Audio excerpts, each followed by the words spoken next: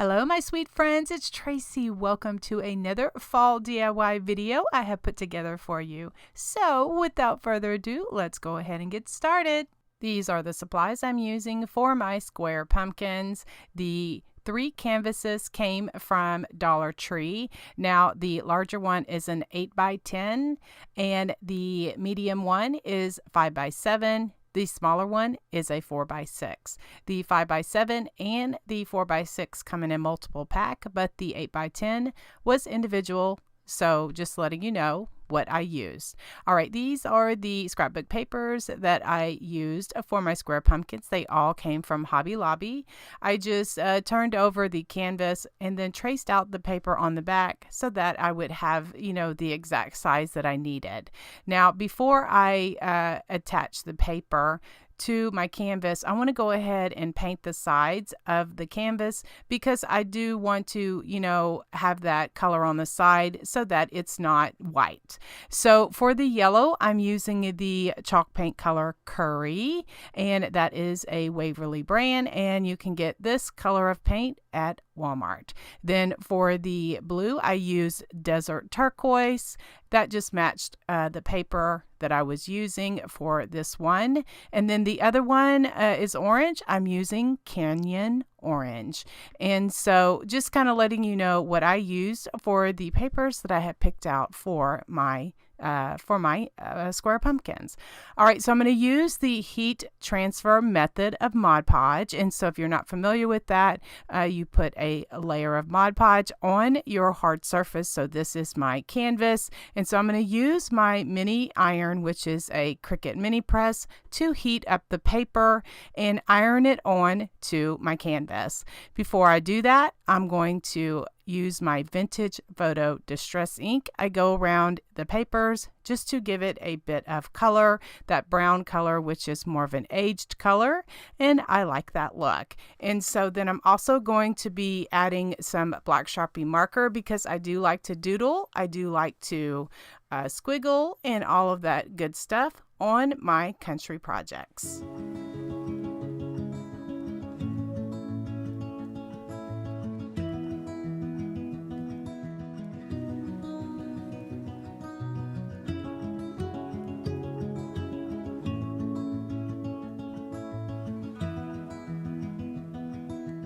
I'm using the heat transfer Mod Podge method, and my Mod Podge is already dry. So now I have my paper. I also have my Cricut mini press set all the way up on high, and I'm going to attach my paper this way. I'm using some parchment paper to iron on. It just adds as a buffer.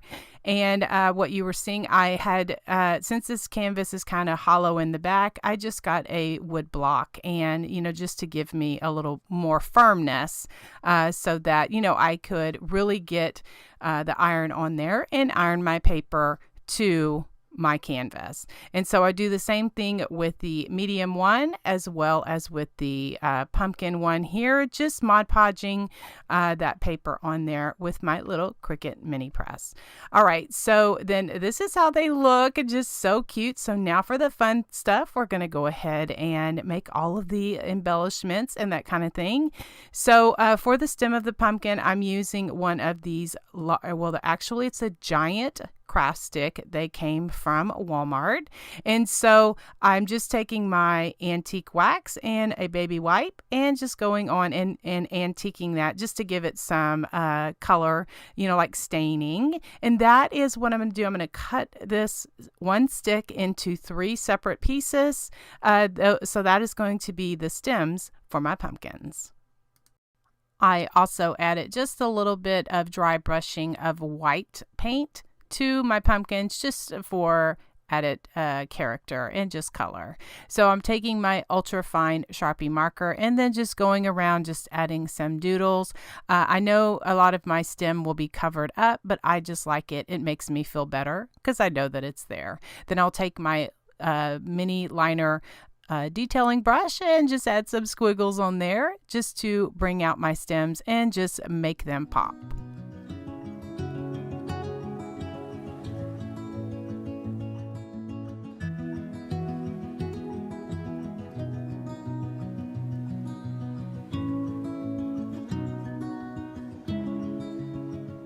with that vintage photo distress ink and my little finger dauber. It's just a little thing that fits on my finger. It has a sponge on the end. I will go over each pumpkin, just adding some of like the ridges of the pumpkins just to give it a more realistic look. Now, I know this is kind of just a play on the imagination, you know, with the square pumpkins.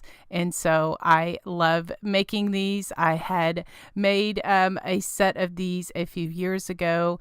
I will leave a link for those in the description. Also, I'll put it here in the iCard where you could check it out, because those are a little bit bigger and I display them on my mantle each year just by, you know, setting them on the little shelf and just having them, you know, in my fall decor. But you could definitely put a hanger on it, like some jute rope or something like that, and make a door hanger out of these cute pumpkins. And so then now what I'm doing is I am just taking that white paint and my detailing brush and just adding some squiggles because I love that. And I really feel that it just, you know, adds so much to my country projects. As I always say, the beauty is in the detail. So once all of that dries, then I'll go ahead and add some paint splattering. I love the black paint splattering, and I'm finding that a lot of friends love that as well. I make sure that my table is covered, and I just use my stiff brush and a stick. I go over the bristles toward my body, and so then that projects the paint onto my pumpkins here. Then once that's dry, then I am just putting a thin layer of Mod Podge over this. This just kind of seals the paper and, you know, gives it a glossy look, which I like. So then to attach my stems, what I do is use a combination of E6000 glue as well as hot glue just to attach those. The E6000 glue is the permanent hold, and then the hot glue is the, you know, instant hold. Okay, so I like to give my pumpkins or my projects some dimension, and I'll either use tumbling tower blocks, which are little mini Jenga blocks that I get from the Dollar Tree, or I have found this thicker fun foam at Hobby Lobby, and they have a lot of different colors. This particular color is brown, so I thought it would be perfect for my pumpkins, and so it's already this brown color, so I just cut off pieces of that and give it some dimension. All right, these are all of the supplies I'm using to create the bow and also the leaves for my pumpkins. Now, I like to use this brown fabric in my rag bows, and so I find this brown fabric. I've got a fat quarter of it over from Walmart, and so it has, you know, because it's all you know, folded over, so it has those creases. So I just use my little Cricut mini press to get those creases out. Then what I'm showing you here is I got some cheesecloth from Walmart. I found that in the canning section, and what I did is I just made some coffee stain. I just put some instant coffee and some water, threw my white cloth, cheesecloth in there, let it soak until I, you know, thought that I liked the color, and then I let it dry. I just laid it out on my counter, you know, with a dish towel, and, you know, just let that dry. So then now I'm just bending this over and just cutting it so that it's more in strips, because I'm going to be using this as part of my bow. So to add leaves to my pumpkins, what I'm using is some of these leaves that I got off of a garland from Hobby Lobby. I cut off a piece of those. And then I'm also using some pip berries as well as different fabric and trims. I love just kind of piling things on because it really does add to the cuteness of my country projects. For the tendrils of my pumpkins, I'm using cut pieces of those pip berries. I find the pip berries on a garland at Hobby Lobby, and then I cut they're like twisted on a garland, so I untwist those in their individual pieces, and then I cut off, you know, because it's a little too long. Well, then I save those and then wrap those around, you know, making a curly Q out of those, and then that is what is my pumpkin tendril. So something that I used to throw away in the trash, I keep those those for my cute pumpkins. And so I'm just kind of layering everything on here. Now for my bows, I have some muslin fabric as well as some trims, some lace trim, and different things like that. Just layering my pit berries on there and my greenery. So like that's part of my leaves.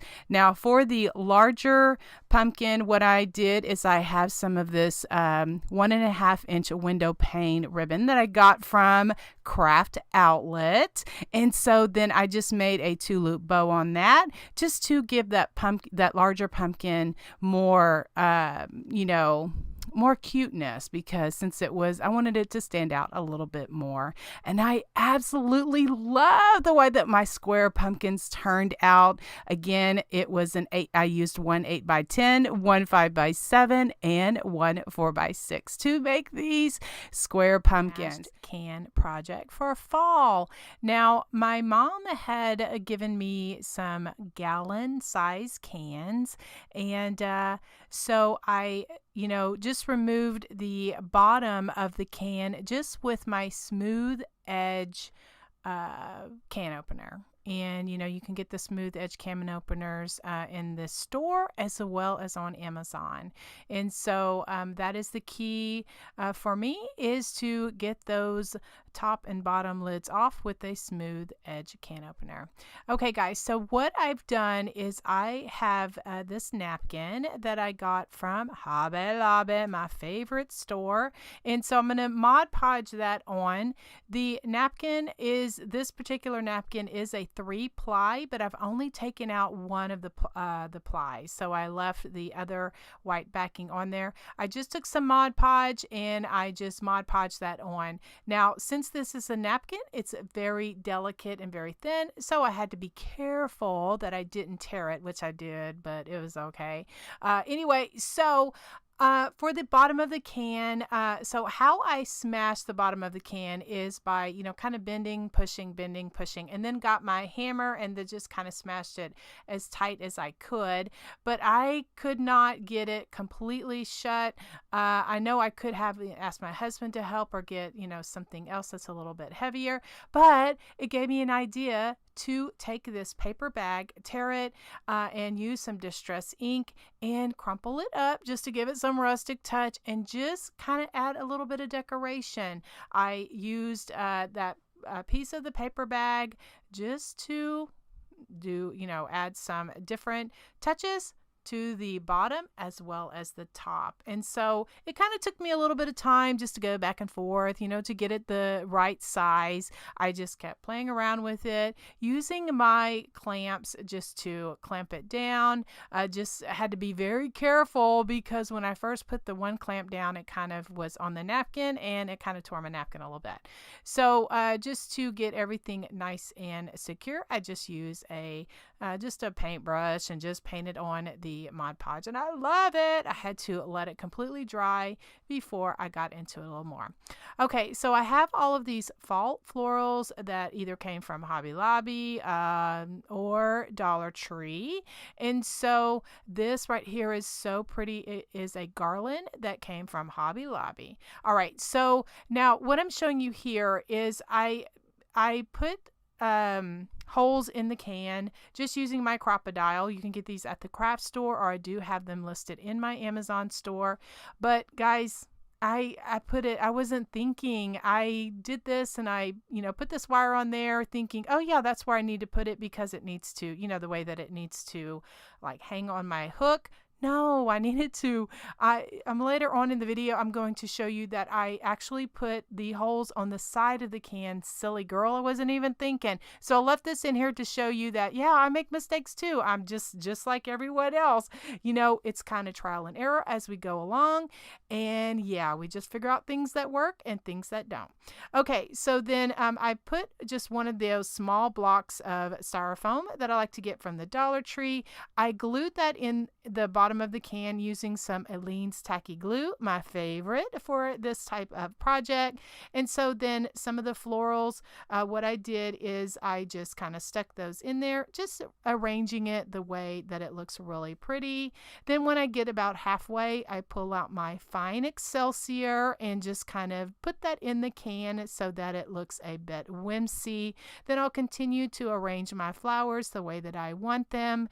And then I say, hey, you need some pit berries in here. So I pull out some of these white pit berries that I like to get. They come on a garland from Hobby Lobby. I take them off the garland, put a steel pick on the end, and that is what helps me, put those into, I do a lot of wreaths and a lot of, different arrangement, and that really helps. And so for the bow, I've kind of torn off some pieces of muslin fabric. I have some burlap that came from the Dollar Tree. I also have some other trims and laces and different things, and so also some raffia.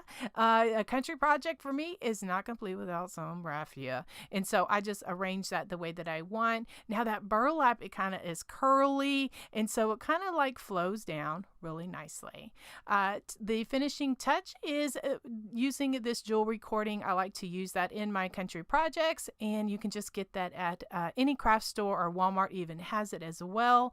I make 6 loops, 3 on each side. I just tie a piece off with it, just with that jewelry cording. It really makes a really nice touch for my bows. Then what I'll do is I will just add some wire. Now this rusty wire is, I actually used Linda's technique. Y'all have heard me mention that before. She has a how to rust small metals, for, different projects. And so I refer to her video all of the time because it is amazing. That is how I do to rust small metals like this. And so I just have some of this wire. I'm just twisting it. I use those curling those curling tools that I refer to a lot. The link for those are in my description box. It is in my link tree. They're curling wire curling tools. That's what it was. The name escaped me just for a second. And again, like I said, a sweet friend, Miss Jan Blackwell, sent those to me, and so I do appreciate that.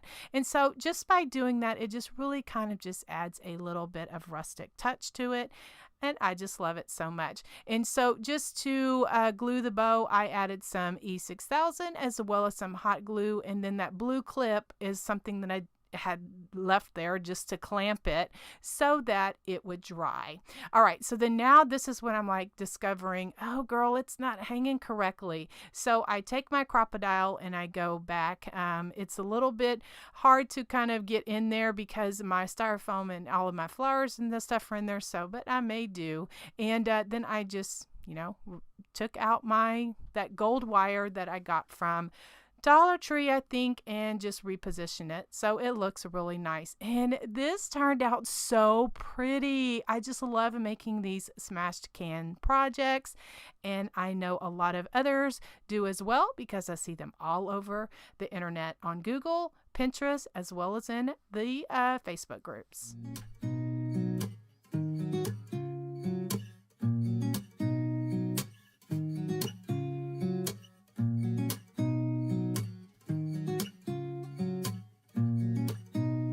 Project, I'm using 4 of these wood pumpkins from Dollar Tree, 2 orange and 2 off-white.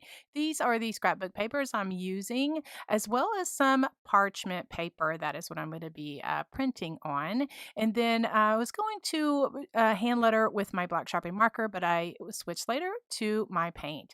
The tree stumps came from Dollar Tree as well because I wanted a little longer stem for my pumpkin. And so I just take my sanding sponge and just get off the majority of the glitter. Some of these have glitter and some of them don't. So, just depending on which ones you have and that kind of thing.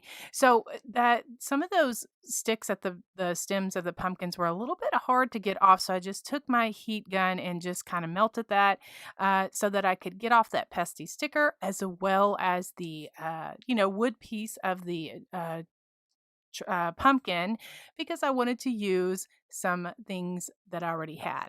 All right, so I just traced that out and, I have 2 of each pattern. And again, all of this cardstock scrapbook paper came from Hobby Lobby. So I'm going to use the heat transfer method, and I've shared this many times because it's my favorite way. I just put some Mod Podge on my pumpkins and let that dry completely. Then I cut out all my paper.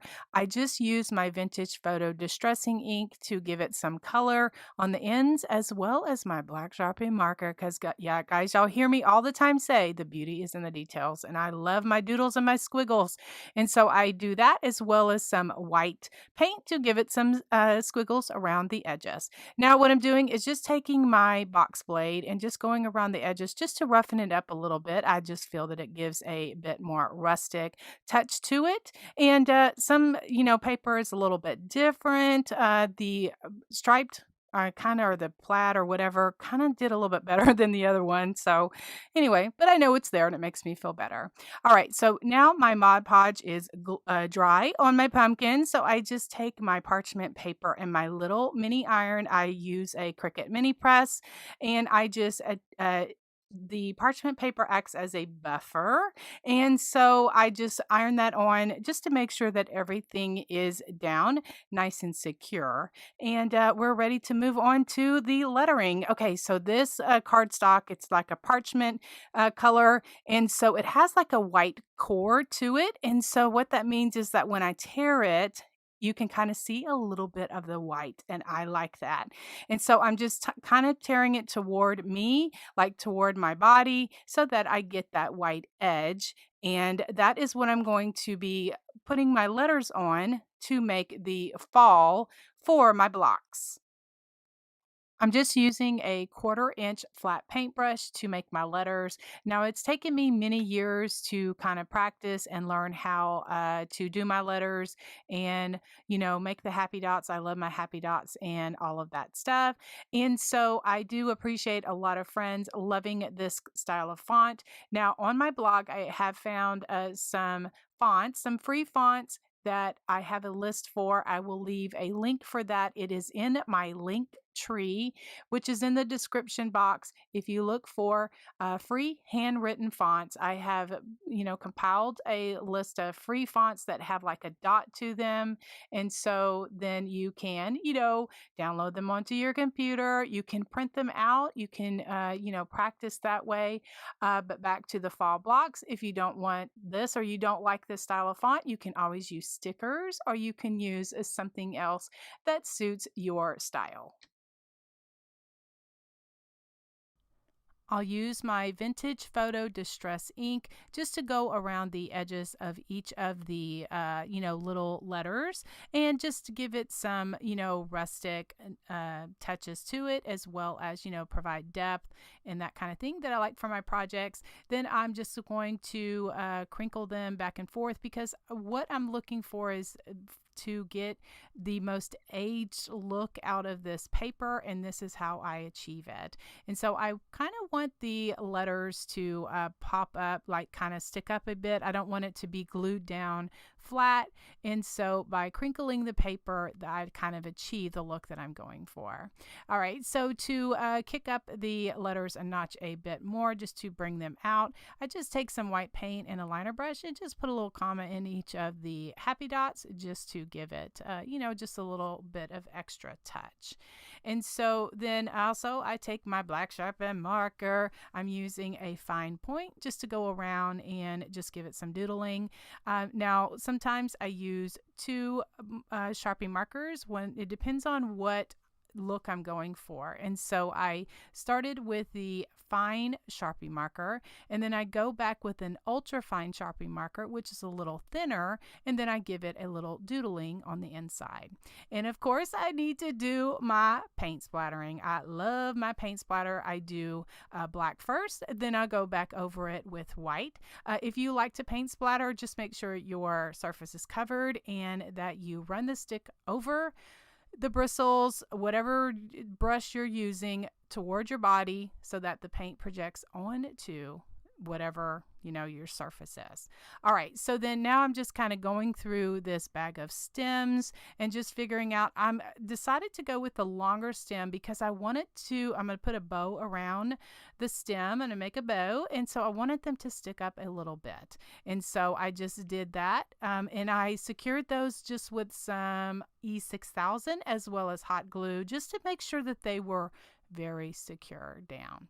Okay, so then before I glue down my letters, what I'm going to do, I want to make my bows, and so I'm not quite sure of the placement, so I'm just ripping some muslin fabric. I love that, and so that's going to be in my bow. Now this green ribbon came from Hobby Lobby. I love it so much, and that's going to kind of act like my leaves for my pumpkins, and so I cut off a piece of that and then cut it in half since I'm making some, you know, these smaller pumpkins. I'm also using some pip berries that came from Hobby Lobby, as well as a couple of different trims. I'm also using some of this jewelry cording to add a small thin bow. For the stems of my pumpkins, not stems, tendrils of my pumpkins, I'm using these, what I'm showing you, those are that I cut off of the pip berries. They're like the extra that you would throw away. And so I decided to keep those because I'm twirling those around, and that is going to be the tendrils of my pumpkins. And so what I'm using is a curling tool. Now I do have also a link for that in my link tree. It is a wire curling tool. A sweet friend and follower, Miss Jan Blackwell, sent these to me. I use them all of the time. It has just a little slit in there where you can, you know, twist it around and really make something cool and curled. All right, so then what I did is I just took that jewelry cording and made about 6 loops, 3 on each side. Then I just cut off a piece of it and tied it off in the center. Then I just start layering my stuff together. I'm going to be using some burlap, some trims, some pip berries, and since these are small pumpkins, I don't want to like overdo it, so I just use a couple of pip berries. Then I just layer everything together and just make the bow.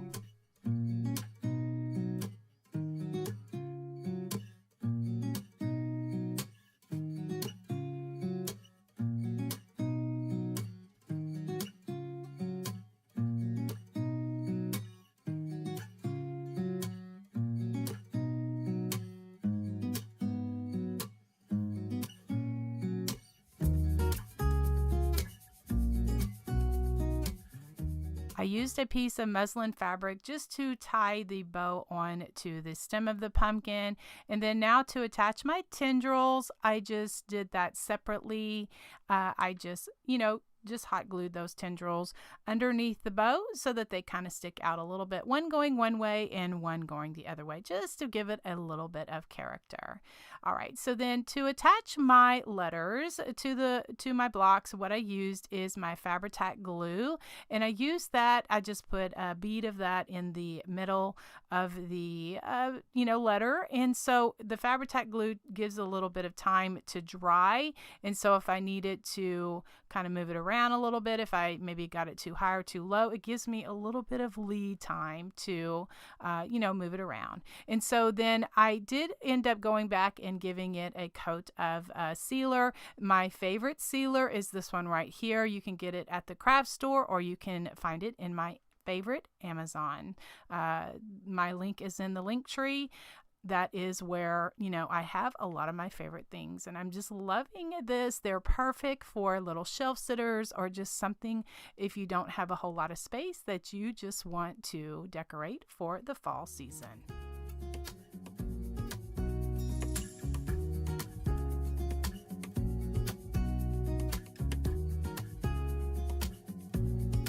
Scarecrows, cute scarecrows, scream fall to me. And so I decided to make another scarecrow. Now, what I've done is I've taken some pieces of just board that I had on hand. Now, the bigger board that I'm going to make the scarecrow face came from Dollar Tree, and this one that I'm working with now, that pack came from Hobby Lobby. And so I wanted to make that as part of the brim, but I wanted that jagged edge on the end. And so I'm just kind of taking my scissors and just going back and forth. I wasn't thinking I should have used my box blade to kind of help me jag this up a bit more, but it was already too late and I've already done it, and so that is okay. So the board itself is too wide, so I trim that down, just measure that out and use my box blade, just scoring it back and forth until I get the board to break in half. For my scarecrow hat, I am using the color Curry, which is a Waverly chalk paint. That was just the gold color that I had on hand and wanted to use that. So I also paint the brim of the hat that same Curry color. Now for the face, I'm using the Waverly chalk paint color in Cashew is the color that I'm using. I've kind of grown fond to this. I love it for my scarecrow face and gave it a couple of coats of that. All right, so now I'm using a 1/2-inch flat paintbrush. Actually, this is more of a 1/4 of an inch flat paintbrush, and so I'm going to do some shading. I left this in here, guys, to show you that first of all, I am human and I do make mistakes as far as when I'm painting and I'm shading. Some of it doesn't come out too good, and even though I dip half of my brush in paint, the other half in clean water, and then I blend on a paper towel, sometimes it comes out a little too thick, and so then I just go back, use some of that paint and just kind of soften that up a bit, because that black was just a little bit too dark for me. All right, so then for the shading of the brown around the scarecrow's face, I'm using the color Milk Chocolate as well as some clean water. Then I go around and around the edges of it. And I was just kind of struggling with my shading this day when I was filming this. I'll be honest with you. I'm not going to, sugarcoat it or anything. But anyway, so I share this with you only because I want to encourage anyone who wants to paint like this. You're going to mess up. I mess up. I've been doing this for, 25 years. And so I just go on and just figure out how I can correct my mistakes. So for my nose, I didn't have a triangle, so I just used a craft stick and cut that down to a triangle to the size that I wanted. Then I gave it a coat of burnt orange Americana paint for my nose. Now for the cheeks, I like the more rectangle up and down cheeks, and I just use my stenciling brush and some coral color paint, just stippling that on to get the darkness of the the kind that I like. So to make a little bit more whimsy face, I use my detailing brush. Now I get asked about this, about my liner brushes. My liner brushes, or the key to a liner brush, is get one that is very thin, take out some bristles, something that you only has a few bristles, because then that is makes it kind of thin so that you can make little lines like this. All right, so now I've done my eyes, and I like the more almond shaped eyes. I like them kind of touching at the top. Everyone's a little bit different. You can get different patterns and different templates online if you would like to figure out how to do a little face like this. Okay, so then I use that little detailing brush just to make some eyelashes, and I did make some eyebrows, but I end up going back later and covering those up because my hat brim was going to cover those up, and so I'm like, shouldn't even wasted my time. All right, so for the small little scarecrow mouth, I just drew it out with a pencil, then just going back over it, just making it a little darker with my fine Sharpie marker. And then I'll just use that little detailing brush just to go and put some little stitch marks in there. I made just some little X's on this this time, but that's what I did, just to bring the little character, or the little not snowman, I guess I got snowman on the brain. The little Scarecrow, just to bring him to life. All right, so then I like to add a bit of white to the eyes just to bring them to life and give them a little bit of character. And depending on where I put my white of the eyes will kind of depend on which direction or which way he is looking. So then I just use the end of a paintbrush and some of that milk chocolate brown paint just to give some freckles for my Scarecrow. All right, to hand letter the Happy Harvest, what I use is a number 2 flat paintbrush, and this is in that pack of my favorite paintbrushes. Now, what I do is air draw it just to make sure that I, have enough space, and I'm using the color of paint Buttermilk, which is an Americana paint, but I just wanted a more off-white paint. And so I just hand letter this and doing my happy dots. Now, I had forgotten that I wanted to put some maroon lines through it, and so I go back later and add just some maroon lines, just to tie in all the plaid pattern for my Scarecrow.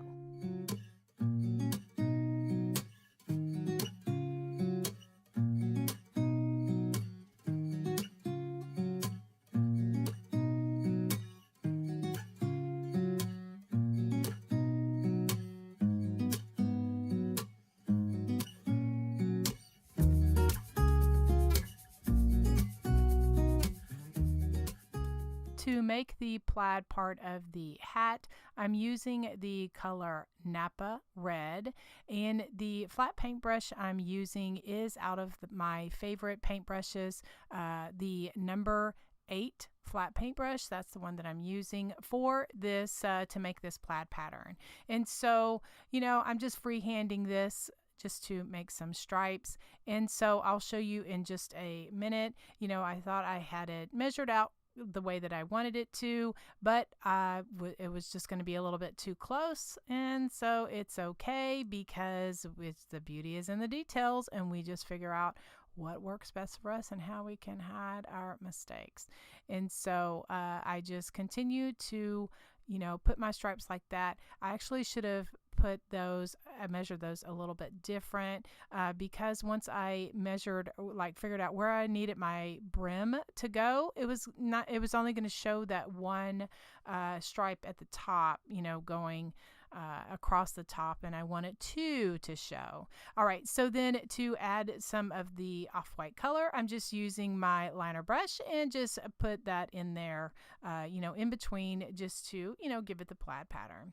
All right, so this is where I was talking about I had forgotten that I wanted to put in a little bit of that maroon color, or the Napa Red, and so I just use my detailing brush just to go back through and just add some of the red maroon stripes just to tie everything in together. All right, so then now I'm just taking that liner brush and just going in each of the bubbles or the happy dots just to bring them out to life, and just bring them out, I guess is what I'm trying to say, and just give them some character. All right, I'm using my fine Sharpie marker to add some doodling, and I love this because it just really I feel that it just brings my projects to life. As I say, you hear me say this all the time, the beauty is in the details, the shading, the black Sharpie marker, just everything just brings everything out to life. And so I like to use a fine tip Sharpie marker as well as an ultra fine tip Sharpie marker. One is a little bit thinner, and so that gives me the really thin lines that I like. And so then, of course, I am going to paint splatter everything, and I will do that just using my stencil brush as well as a stick. And then I run the stick over the bristles toward my body. Then that just projects the paint onto the to the project. And so I always, I get questions about that is, how do you do this? What can you use? Can you use a toothbrush? Can you, an old toothbrush? Can you use your fingers? Absolutely. Whatever works for you is great. And so I'll just continue to add some doodling and some shading and some squiggles to my project.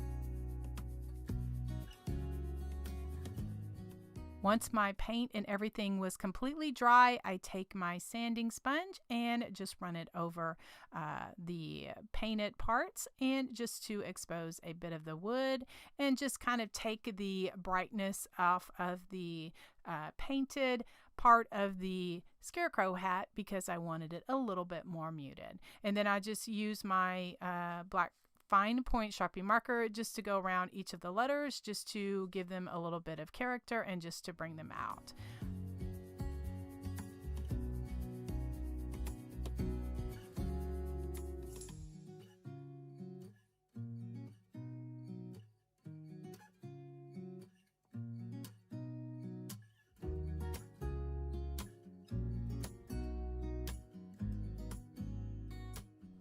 For hair for my Scarecrow, I'm using some raffia, and I like to use the raffia from Walmart. And so for this small Scarecrow, when I'm, just kind of laying some raffia out, and I just use clips to help me along. And so I tie it off at the top, and then I don't stress about, what it looks like before I'm going to give it a haircut. And so I just tie it off, at the top so that it kind of stays halfway together. And then I just glue that on there like that. Now, for your Scarecrow, there's so many different ways, or so many different things that you can use, or ways that, people make hair and that kind of thing.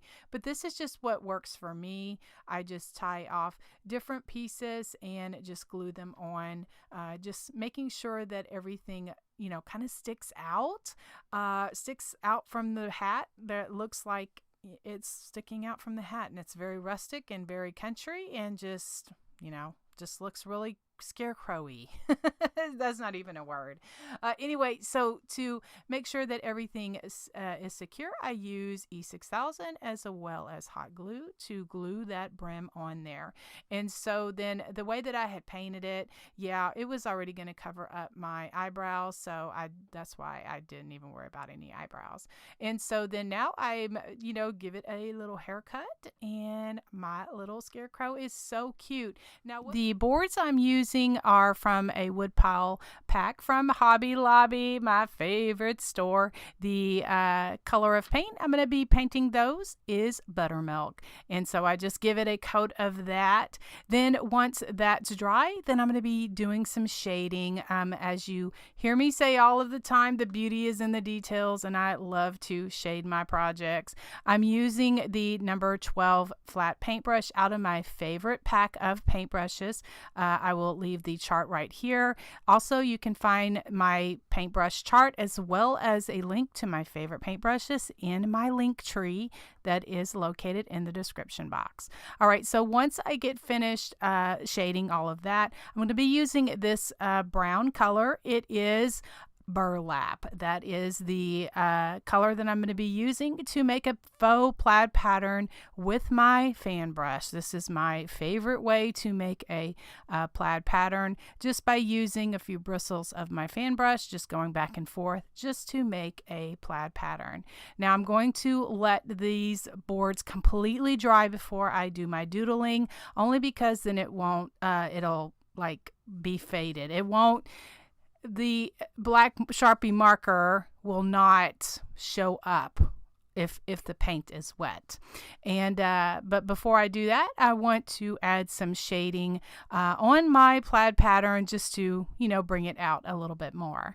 And so here is when I'm adding the ultra fine Sharpie marker. I've been getting some questions about Sharpies. I like to use the Sharpie brand. That is my favorite marker to use. I have found that it does not smudge, and it does work really good. And so once I get finished with that, then it's ready to do my hand lettering. Now here I'm like air drawing, just to make sure that I have enough space for my letters. And what I'm using is the number 2 flat paintbrush out of my favorite paint pack. Just sharing, because I do get questions about that. So just sharing which paintbrushes I use. I'm just using some black paint, and then I will start hand lettering. It's fall on the one board and then y'all on the other one. And so I just want to encourage anyone that wants to learn how to hand letter practice. I do have some free hand, fonts that I have collected. They're in my link tree, a download. You can actually look for them on my blog, download them off of defont.com. Practice makes perfect. That's how I've learned how to do this. God has given me the patience and also the want to kind of hand letter like this. So I'm so happy you're here and that I can share all of this with you, my sweet friends.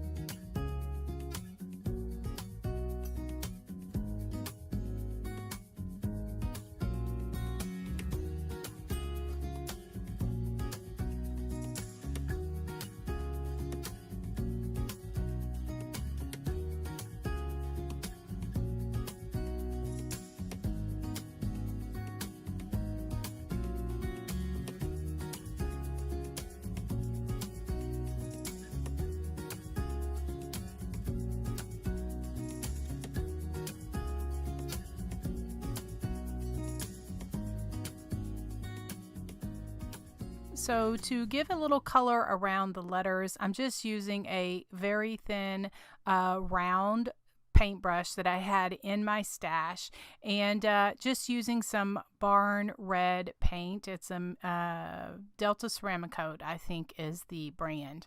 And so just going around just to give a little bit of color. Then just to make my letters pop, I just take a liner brush and just go in and make a little comma in each of the happy dots just to make them pop.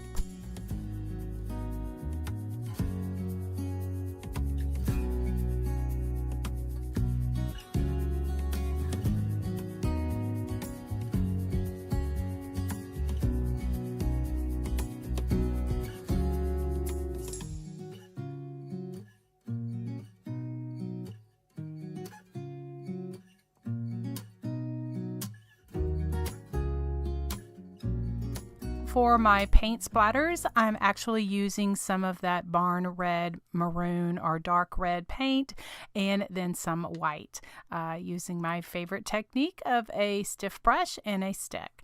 All right, so this is how I created the fence. I'm just using these giant craft sticks that I got from Walmart. And what I did is I cut off one end into a point, and then on the bottom I cut those off. Now once I get into it a little bit more, once I realize that I'm going to want them a little bit longer, what I do is I took a few more and made them a little bit longer, but I'll show you that once I get to that part in the video. to give my fence pickets a stained look, I'm using my antique wax from Waverly, so that is from Walmart. I'm just using a baby wipe and just going across them just to give it the stained look. Now, that was not what I was looking for, so I took my stencil brush and just took some white paint and kind of doing a dry brushing effect. And so then once I had, kind of had everything laid out, I'm like, I'm going to want those a little bit longer. So I grabbed a few more of those sticks. Honestly, I probably would have used some paint sticks if I would have, would redo this, but I had already put too much time and work and effort into these craft sticks, so I just went with it. So I took 3 more of those sticks and just did the same thing, cut off the ends and then stain them with the antique wax. Then now I'm cutting them in half, and I also added the white dry brushing. And so then now I'm cutting them in half because I'm going to be using a part of these for the bottom. So I'm using the part of the that one that says y'all. I'm just going to be gluing all of that together, and I put 2 more craft sticks on the back so that I would make sure that everything was nice and secure and that, it would not fall apart. So then once I laid everything out, I realized that I needed to cut them a little bit shorter. So I'm just using my little scissors right here. Those are Tim Holtz. You can get those at like Hobby Lobby or on Amazon or something like that. But those are one of my favorite scissors for little projects like this. So I'm just laying everything out just to make sure that everything is the way that I want. And so then I use a combination of E6000 as well as hot glue just to glue everything down. I make sure that, I keep everything clamped for a little bit so that it has time to dry and that it will not fall apart. All right, so then now I'm going to show you what I did to give a little bit more cuteness to my little scarecrow. I have these very thin clear rubber bands that I picked up from Dollar Tree. I found them, I think, in the hair accessories section. I use these in my craft room all of the time, and so I'm just giving her some little pigtails. I have some homespun fabric that I just ripped off a piece of that, and then that is what I'm going to be tying around the little pigtails to give her a bow.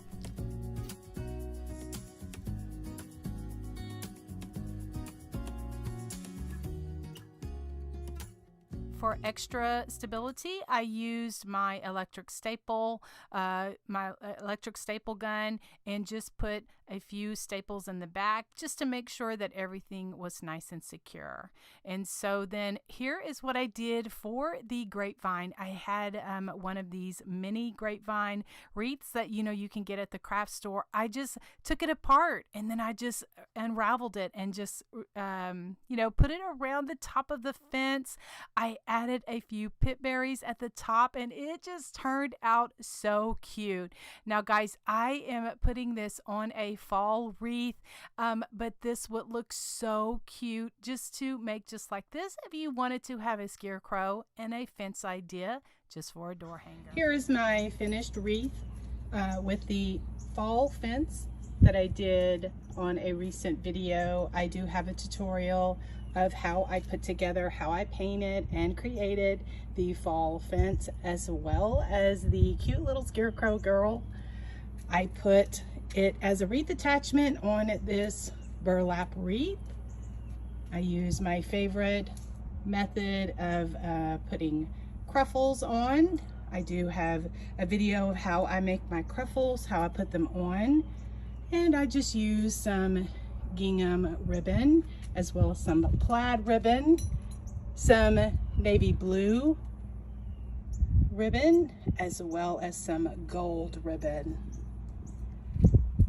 And I just love the way that it turned out. Just so stinking cute. I'm gonna say stinking country cute. Okay, I am making this wreath with 3 10-inch rolls of Deco mesh, and I cut these at 16 inches. And what I did is I rolled them out on my mat, measured out 16 inches and then I cut them together at one time.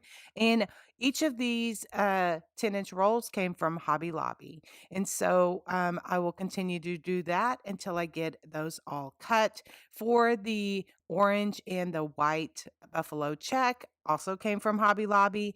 Since this is a specialty mesh, that's kind of what I refer to it as. I rolled this one out at 14 inches. The first two I rolled out at 16 inches. This one I rolled out at 14 inches. And it's just because it's made a little bit differently, it's a little bit thicker. And so that's what I did. I'm going to make the cruffles. And so what I do is I just bend each end over, roll it over a couple of times, then gather it the same way on the other side. Just bend it over, gather it in the middle, clip it with my little clamp that I got from Dollar Tree in the laundry section. Do the same thing with the second one. Clamp those together. Then for the orange and white, I also make a cruffle and then I just put them together in my little bundles, just like in an X pattern, because that's what I'm going to put onto my 14-inch wireframe that I get from the Dollar Tree. What I am showing you here is I will put the specialty mesh, in this case, the orange and white deco mesh. I will put that in different positions in my bundle so that it's not all the same throughout my wreath. Now, this is just an overview of how I make all of my cruffles before I start putting them onto my wreath frame. And I do have more in-depth videos. I have a wreath basics playlist as well as a huge wreath playlist of I will link those two below as well if you would like a slower in-depth version of how I do my deco mesh wreaths, but I usually use the same format on all of my deco mesh wreaths because it is the most popular and it is what sells the best for me. Okay, so then now I have a 14-inch wire frame and it has 4 rings on it. And so I start just with some pipe cleaners. In this case, I'm just using the tan pipe cleaners. And so for the first bundle, I put it on the inner 2 rings. Then for the next bundle, I move to the outer 2 rings. I always put it on 2 rings to give it better stability. And so then here I am putting the next one on the inner 2 rings, and then I will move to the outer 2 rings. And I ended up putting 18 bundles all together onto this wreath with these 3 particular deco mesh onto this 14-inch frame.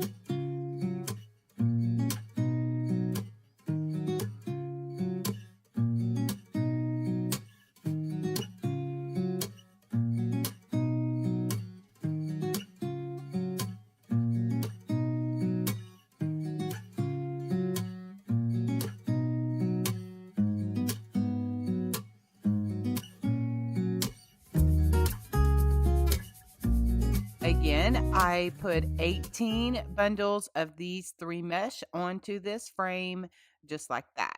Okay, so then now I'm going to work on my ribbon bundles. I'm going to put these 2 together. Those both came from Craft Outlet. I'm going to put these as well together. The 2.5-inch came from Hobby Lobby. The 1.5-inch came from Craft Outlet. I'm going to put those 3 together. I'm going to cut those at 13 inches and then put those all together. They either came from Hobby Lobby or Craft Outlet. Okay, these ribbon tail boards are something that I do to measure out my ribbon. I do have them linked in my link tree, which are my favorites. I do have them linked in there if you are interested in that. I just measure them out. The 2.5-inch I measure at 13 inches. The 1.5-inch I will measure out at 12 inches. And so then I just wrap it around the board, then cut that off. I usually go, depending on the thickness of the ribbon, maybe 3 times or 4 times, because the more you wrap it around the board, it adds a little length to the ribbon, I have found out. So then what I'll do is I will just dovetail the ends just to give it a finishing touch. touch, and that makes the wreath, or my wreath, that's my preference, to make a very finishing touch. And so I will do that with all of the ribbons. For the 2.5 inch, I measure at 13 inches. For the 1.5, I measure at uh, 12 inches.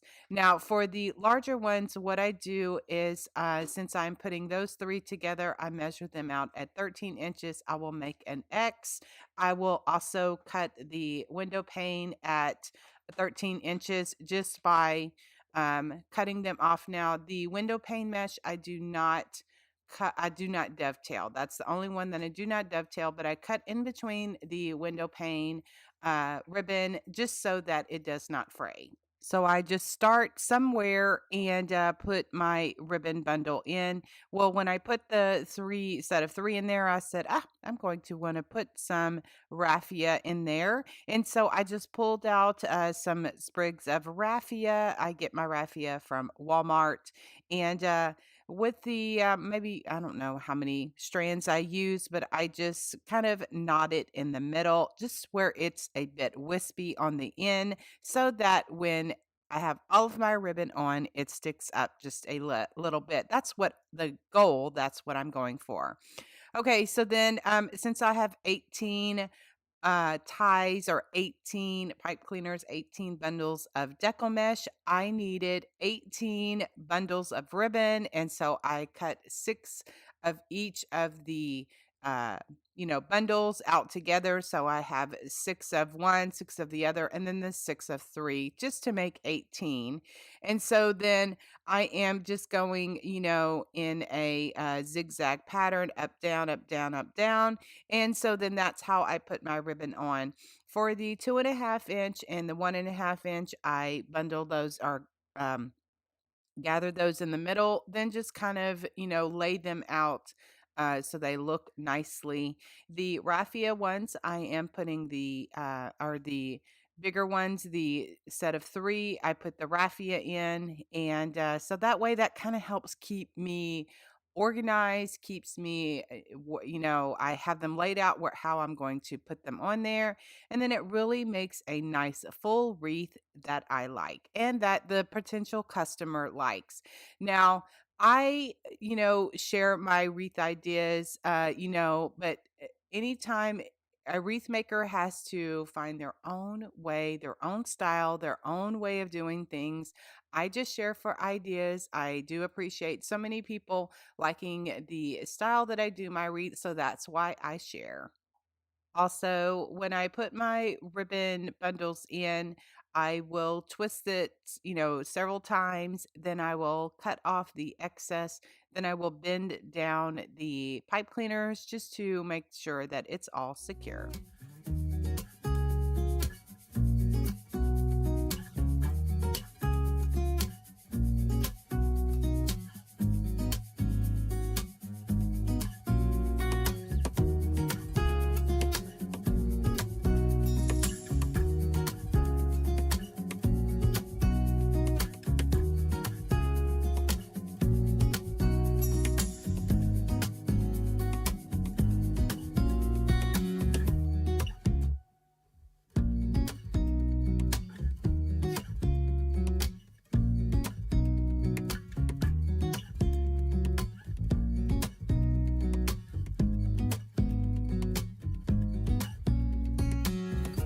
I absolutely love pip berries and love to add them to my country wreaths. And so this pip berries, they came off of a garland from Hobby Lobby. I just took the garland apart, the little picks, and just added a steel pick on the end. That is just a little gadget that I have that adds a floral pick on the end, and just glued them into the wreath, just making it really primitive country cute.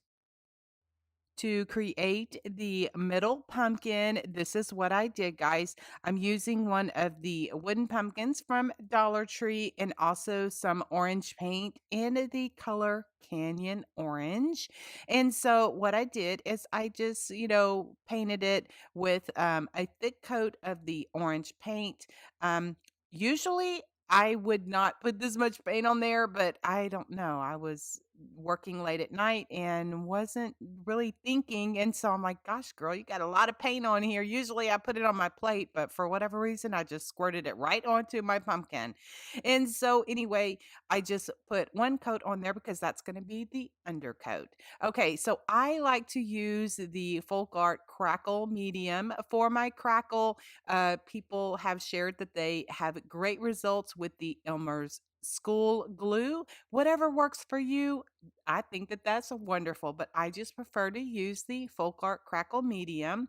And so what I do, guys, is I put a thick coat of that on there and let that dry completely. I either let it dry for several hours or I will speed up the process with my heat tool. And just make sure that the crackle medium is dry completely before I put my top coat on so that I get the best cracks that I want. Okay, so then the top coat is going to be this white paint. And so what I have found, what works for me is I put a thick coat of the top layer on top and I try to load my brush up really good and go over it once and not like go back and forth because then it covers up the cracks. And so I do get a lot of comments even on older videos of people that have questions about crackle and how different things that they can do. What I have found is whatever you want to crack through needs to be the undercoat and then the lighter coat on top so that you get really nice cracks like this. All right, so then now I'm going to add some shading. And so then I have some brown paint and my 1/2 inch flat paintbrush. And that brown paint is in the color milk chocolate. So I do my favorite shading technique by dipping half of my brush in paint, the other half in clean water. Then I blend on a paper towel just to get it, blend it well in the bristles. Then I just go around and give it some shading. So then I want to add some shading to the ridges of the pumpkins, like where it would be right there. And so then I just take that brush, do the same thing, and just add some shading to give it the ridges of the pumpkins. All right, so then of course I love to add my splattering. And so what I'm using is a stencil brush and some just a stick, and then I am using that brown paint just to give it some splattering, and that is the only one that I do, and it just looks so pretty. Just what I like for my country project. All right, now I'm going to kick it up a notch and put my black Sharpie marker. I am using the fine point Sharpie marker. Just go around just to add some squiggles and some doodles. I really feel that it just really makes my finished painted projects pop, and I just love this so much. I do give it a coat of varnish because I like the glossy look and just to seal everything. And the reason I'm sharing this is because I do get a lot of questions if I seal my painted projects. And my favorite sealer is listed in my Amazon favorite store. All right, so then now the fun part for me is I am going to decorate the stem of the pumpkin. I have this ribbon that I picked up from Hobby Lobby and just kind of wrap that around. And then this green ribbon, which is very similar, I got from the Dollar Tree. And then that is going to kind of be the green color, or kind of like what I consider my leaves. And so then I have this 1.5 inch burlap with the orange polka dot, came from the Dollar Tree. Most of my ribbon either come from Hobby Lobby, Dollar Tree, or Craft Outlet. Okay, so then now for the tendrils of my pumpkins, I have these paper covered wires that I've had on hand for a few years, but I have seen them at Walmart as well as Joann's Fabric and Crafts in the floral section if you're interested in that. So then I just wrap them around my finger to give it, just the curly look. And so, if you don't want to use your finger, you can use a dowel or a paintbrush end, or this, the end of a paintbrush works great as well. So then I just layer everything up together. That orange and white gingham ribbon came from Hobby Lobby. And so then I just stack everything up the way that I want. Then I just use a pipe cleaner just to twist it all together to make it tight. Then I just formed it around the stem of that pumpkin and just twisted it in the back so that everything was nice and secure. To decorate the middle of the bow, I'm just going to be adding some Excelsior, glued that on there. And then also I recently found these wood roses from the Dollar Tree. Be on the lookout if you haven't seen those yet. They're so beautiful, and I think that they're perfect for this project. So I'm going to glue a couple of those on there. Now, to make sure that these were glued down really good, I used some of my Plaid Hat glue as well as a combination of hot glue just to make sure that everything was glued down correctly, or securely rather. So that, I don't have to worry about anything falling off. All right, I recently also found these faux letters from the Dollar Tree.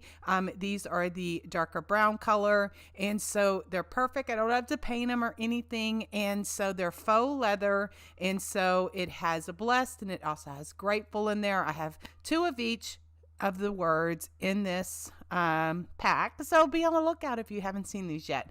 So I just glued that on my pumpkin there, and just using my Plaid Hat glue as well as hot glue. And then I'm like, it's a little boring, so I just pulled out my stylus and my white paint and just did some dots on some of the letters just to make them pop.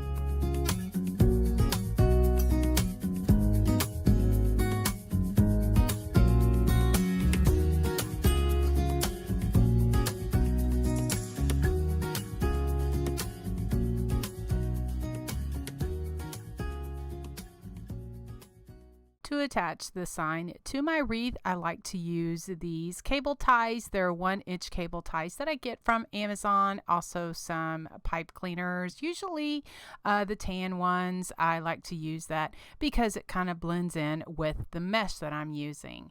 And so what I do is I glue them to the back and then secure them with some hot glue and E6000. What I'm showing you here, these are upholstery needles I found at this pack at Walmart.